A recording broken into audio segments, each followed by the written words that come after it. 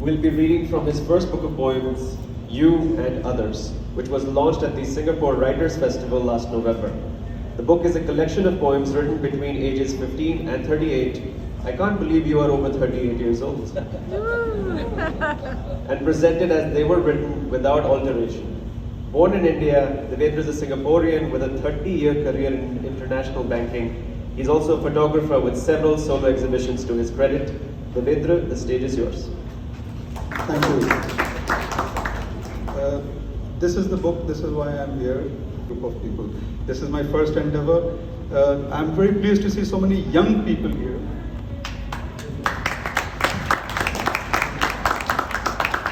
That's a photograph I took of myself when I was 15 years old. As he read out the poems here, I started writing around 15, 16, and at the age of 38, I stopped and I have not written a word. So for the young people, there is stuff here that is relevant to you because there's a lot here which I wrote when I was your age. Through this time, a couple of things I'll just mention. I have a couple of very strong, so this book is my autobiography, it's my history. About history, I have a couple of very strong beliefs. One is that given the world we live in, there is a moral obligation and an onus on each and every one of us to preserve the integrity and truth of our own personal histories. Otherwise you can get swept away in the revision of collective history. I have tried to do that. I keep true to what has happened in the past. The other thing related to history is time itself. The past, the present, and the future.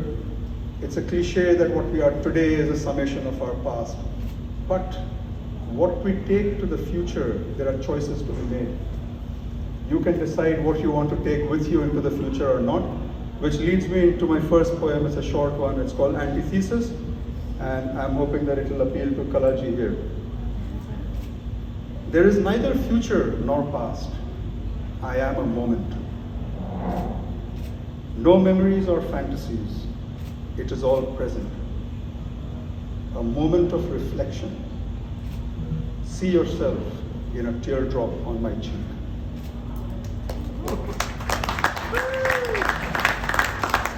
Okay, the book is called You and Others. The You is a concept I created probably as a result of several, unrequited adolescent infatuations. So I started building this concept of an ideal, a person who would one day complete me if I could find that person. It's literally just a concept, and maybe it's related. For those interested, there may be a clue in the acknowledgements at the back on why I stopped writing at the age of 38. So it's called U4. There are a series of U poems. This is called U4. There is a cry ringing in the valleys of my loins. The river that greens them is meandering slowly, seeking a source in the mountains above. As far away in the dusk of my eyes, your thought sets, giving hope for a new day's rise. There is a cry ringing from the mountains of my mind, higher than the valleys and cradled to the cotton breast of the clouds in my eyes. Clouds that rain without warning in the still of the night, when the winds have died and thoughts lap gently on the shores of my heart. And the mirage of birds winging across the moon are only my lashes at dawn, blinking away a teardrop.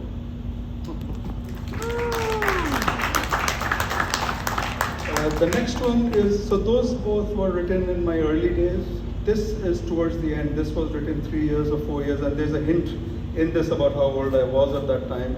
This is written towards the end, and the imagery in this is very fresh. I had just returned home from a diving trip to the Red Sea, so you'll find some of that imagery utilized here. It's called The Color of Sleep. The color of night is dark, like your hair and my thoughts, tossed back from brooding brow and sleep. The new lines on mine, 35 times deepened by the warm duvet hugs of those darker thoughts. Only in the purple afterglow of long hot summer days, my mind wringed dry of sweat, hair and lines, do I sleep without a soporific touch. and my dreams then are as fresh as evening sand between my coiled toes. The sun had already set when I peeled your hand off the steering and hold its Red Sea smooth jellyfish moistness till the next gear change. The prelude to fervent lovemaking and peaceful sleep. Unknown before and since, although alone, inevitably alone. The color of night is black, with or without sleep, alone or in enfolding flesh. The light in dreams is only Sisyphus's eyes, also dark. The color of sleep is blind. Thank you.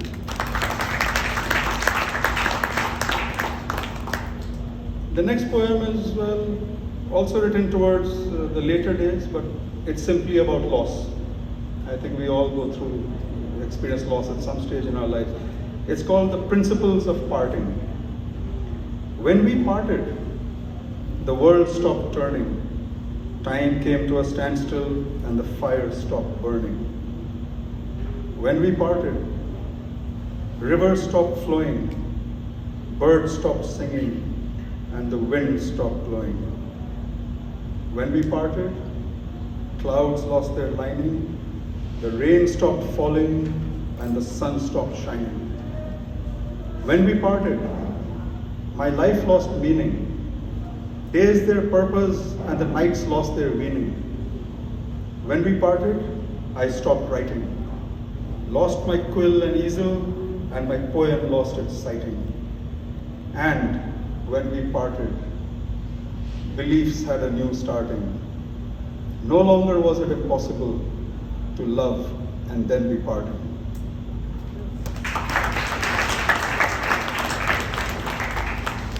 Okay, and as all of us do, through my adolescent years and young years, I did a lot of thinking about death.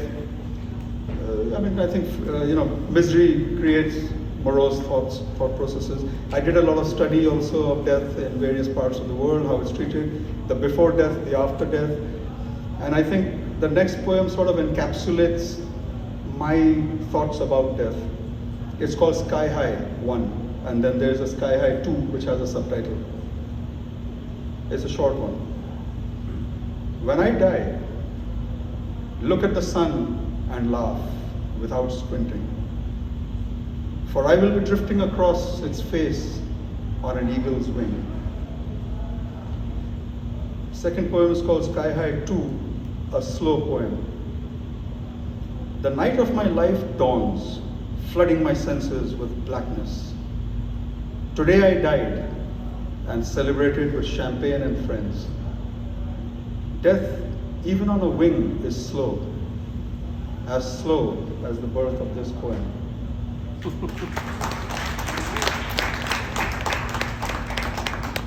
And last, depending on how kind Lakshya feels. So we've talked about death, we've talked about loss, parting, history, future, past.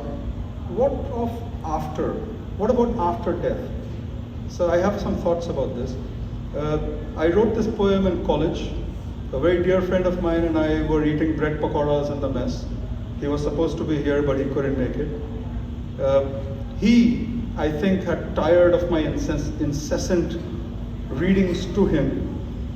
And in a fit of anger, through a stuffed mouth, he said, "Oh really, if you think you're such a hot poet, write a poem for this." And he pointed to a bottle of ketchup sitting on the table. Mind you, in our college, the ketchup was not tomato, it was kaddu.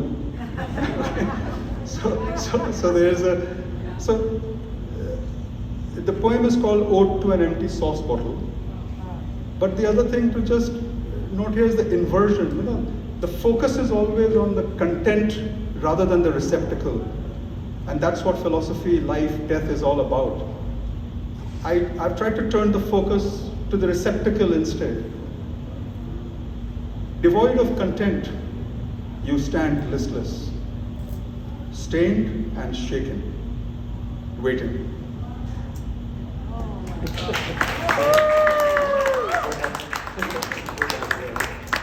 Thank you, Devendra.